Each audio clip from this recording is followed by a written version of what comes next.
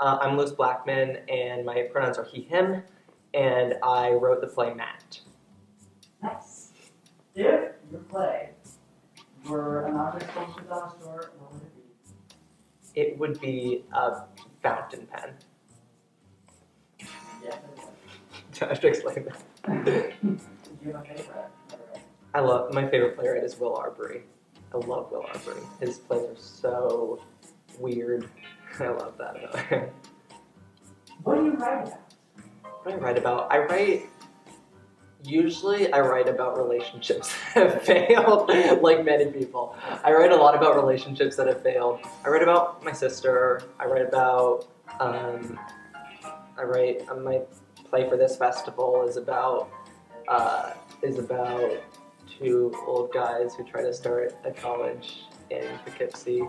I write about all types of stuff. If someone were to give you $1 million for a play, what would it be about? I would love to write a play about my chihuahua. I just think she'd be such a good character.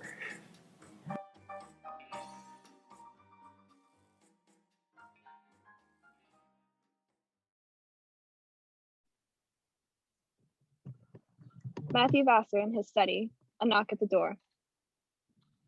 Come in. Enter Milo P. Jewett. Sit, please. Milo sits. I would say, wouldn't you, that our friendship is quite the ideal of this moment? Intense, passionate, but high-minded, purposeful. What do we discuss during our meetings? Ethical questions, moral dilemmas. We talk about our love for God, do we not? We talk about our love for this institution we built together, yes? I remember I once read a letter from '04 written by a Bostonian, William Smith Shaw, in which he wrote, one should cherish a friend for, quote, the wisdom of his heart and the goodness of his wisdom of his head and goodness of his heart. Wait. No. There will be time. Just a few more things to say. Let me ask, how many years has it been? 3? Yes? Since my appointment of you, Milo P. Jewett, as our first president of Vassar College? Have these been a strenuous 3 years? Yes, doubtlessly. The war rages on in the South, and we haven't had any students on our campus yet, have we? I wonder if you remember, you must, of the letter you wrote me last year regarding your desire to open the college in '64 rather than '65. You did say that, quote, some slight clouds will continue to hover around this grand enterprise until the sum of a brilliant success shall dissipate them all and surround the brow of our founder with a halo of light and glory. Quite beautiful, Mr. Jewett. A halo of light and glory. Will you permit $250,000 of your own money, which you have consecrated to God and to humanity, to remain a whole 12 months as useless as if it were thrown into the sea? Yes, you must remember those words. No matter. I received another letter last year from Charles Raymond. Quite your adversary, Reverend Raymond. He wrote me that you and he have been, quote, butting our heads together in the dark for some time, he not getting hold of my ideas very clearly, and I wholly ignorant of his. He wrote me a letter too, in fact. To me, he wrote, quote, do you wish to have your name go down to posterity as the intelligent founder of a college, endowed magnificently by you, for no special purpose at all, excepting that Mr. Jewett prevailed on you to do it? Or do you wish to appear as having acted with a purpose, which has not only been intelligent, but wise, sagacious, and benevolent? And then, one more passage, if you'll indulge me, my dear Jewett. He wrote me, quote, be no man's stepping stone to a reputation which is purely your own. No man's stepping stone. Persuasive gentleman, that Raymond. But I defended you, of course, as any high-minded and purposeful friend would. So I entreat you. Imagine my amazement when, sitting in my office just the other day, my associate handed me a letter in your handwriting with your signature that read, and I quote, Matthew Vassar is a bitch-ass pussy. You didn't intend for me to see it. I know. It was addressed to Wayne, whoever the fuck that is. So let me ask, did I not stand by you in the matter of your $2,000 stipend at the first meeting of the board of 1861, saying that it was all right? that you deserve that stim. No, that's rhetorical. Did I not stand by you in the matter of Mrs. Church's pictures and assume the further payments of the others to come to some $3,000? You went behind my back and bought all those shitty, overpriced garbage Italian Xerox knockoff paintings that absolutely no one wanted. Not one trustee wanted, except for you. That's rhetorical as well. Did I not stand by you in the observatory when the executive committee was opposed to building it? You wanted the stars. I gave you the fucking stars. Did I not defend your dreadful incompetence when you fucked up the gas pipe fixtures, screwed up the hospital rooms, bungled the kitchen, and completely forgot about the toilets? You literally Murphy's Law'd up the place by having every fucking appliance installed incorrectly. Did I not stand by you when you were so boneheaded and you printed the flyers up wrong for our first board meeting? That was like the simplest fucking job, and you came running into the meeting late with all those misprinted fucking college proceeding packets that were smeared so terribly it looked like you went skinny dipping into the Hudson River. And I had to be like, we'll print more in front of the board on our first meeting. Hold on. We're not even at the worst of it yet. Yes, you must remember when I sent you all those letters during your little European fucking vacay. Yes, of course you do. You must, given the importance of those letters. So need I remind you of how you burned all those fucking letters like some kind of goddamn Dim Dick's motherfucking arson? Takes a long swig of a massive pint of beer in front of him. If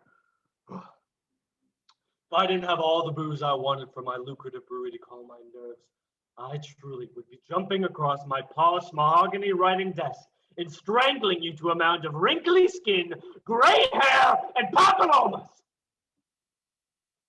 I never had the chance to say this until now, but truly, Jewett, my friend, we both know what that huge mess of a beard is compensating for. And if the board ever makes me name a fucking building after you, you should be goddamn sure it will be just as stubby and shriveled as your minuscule little chode.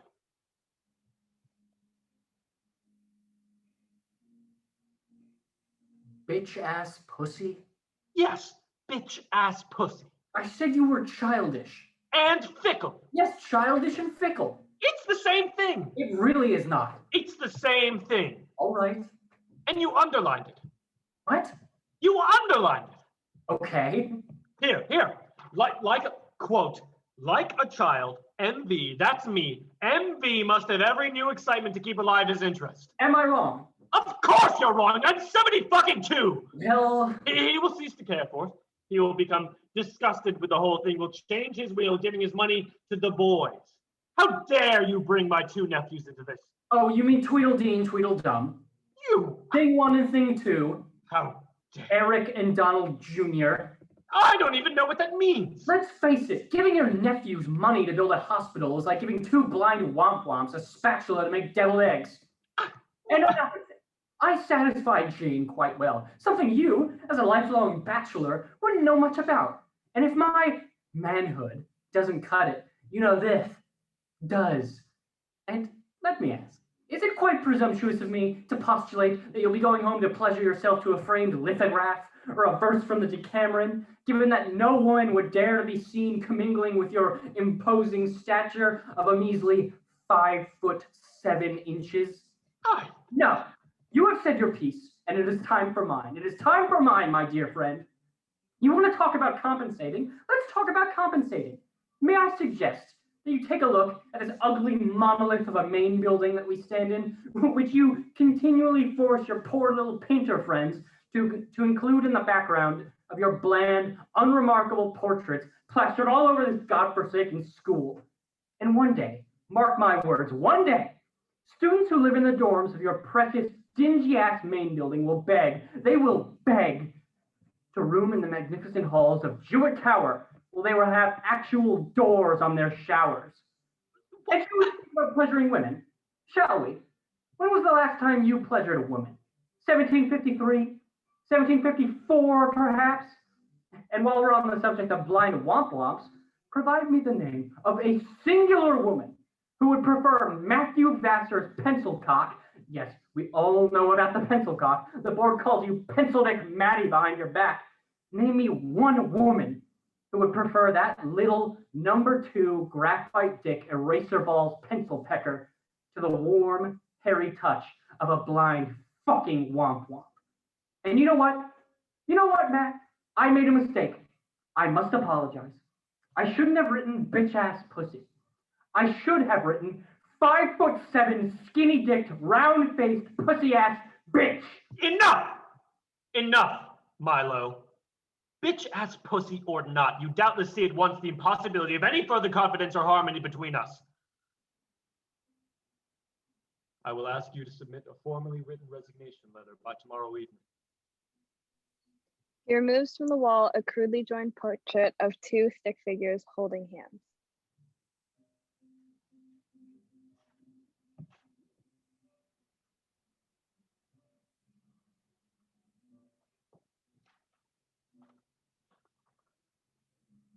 I believe this is yours. Matthew, From now on, Mr. Vassar will suffice. Whatever further communications between us there may be should remain in writing. Yes, I understand. I'll be going now.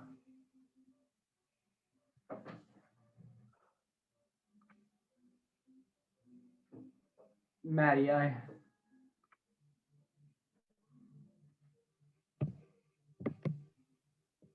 Milo leaves the office and shuts the door. Matthew sits. He gets out a phonograph and puts the needle on, a familiar chord progression.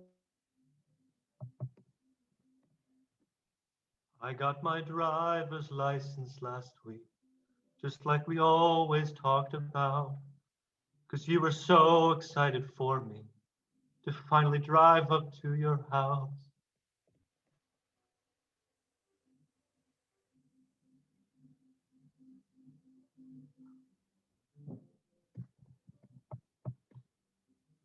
I'm not childish.